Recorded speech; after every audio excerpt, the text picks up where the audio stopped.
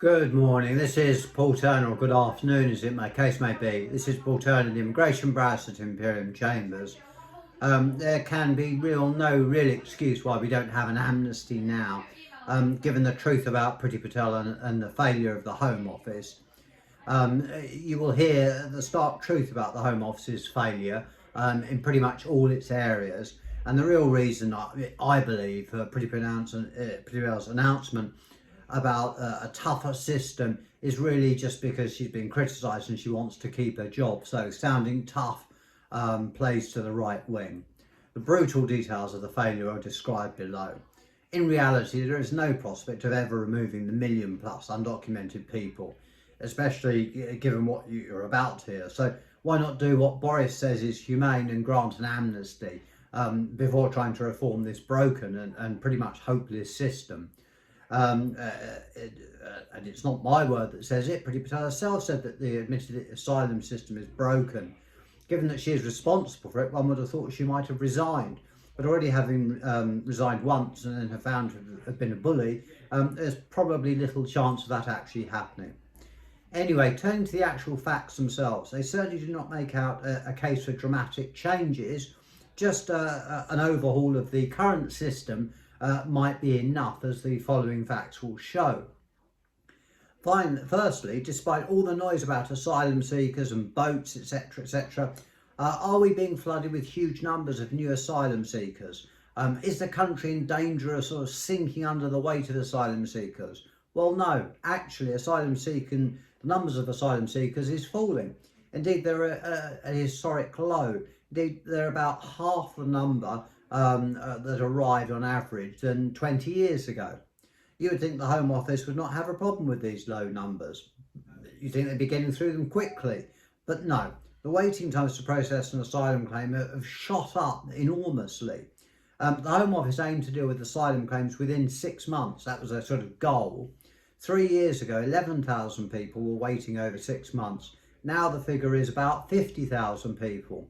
So there's a huge failure, and that's not counting the effect of the pandemic.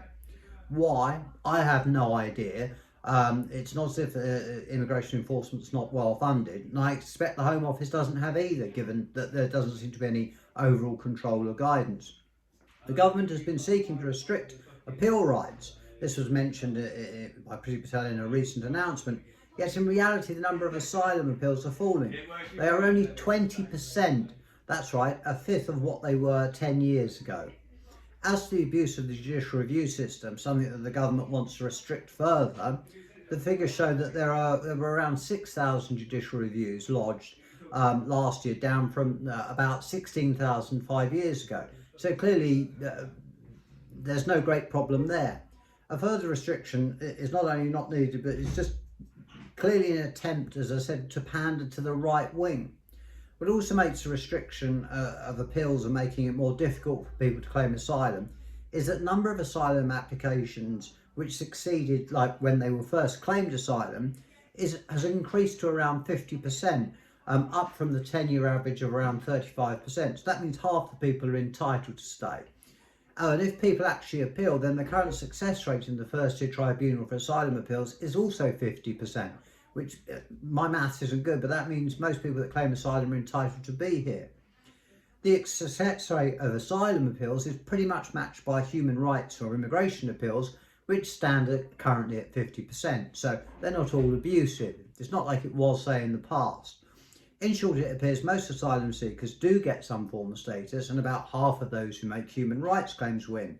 Therefore, there is a plain need to protect these people's rights, not demonise them or threaten them with constant removal from the United Kingdom or create a two-tier system. What makes all of this worse is that if people are finally refused at appeal, the number of people who are actually removed from the United Kingdom, perhaps a true indicator of the Home Office performance, has fallen over the last 10 years of Conservative rule.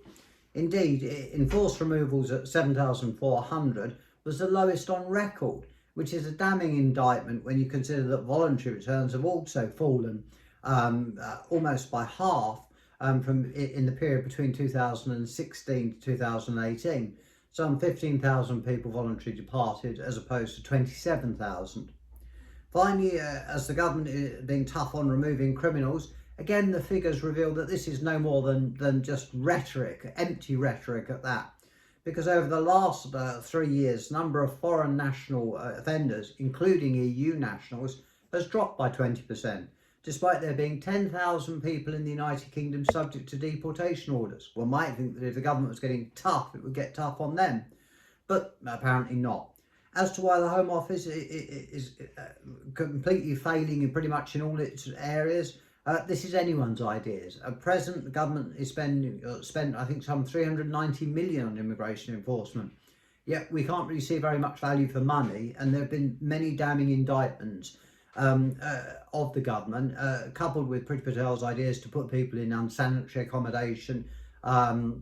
Various ideas about putting nets or wave machines in the channel, or sending people off to the middle of the Atlantic, or having their asylum claims processed on ferries.